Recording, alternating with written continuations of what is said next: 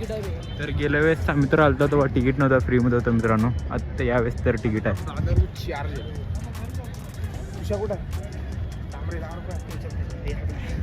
कान तंडे 10 रुपये.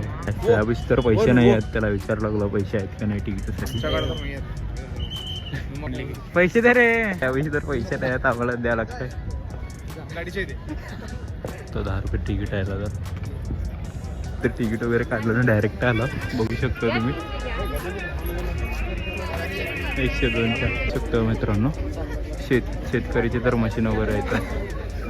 हो हवा छोटा थिएटर, रिक्षा ते मित्रांनो.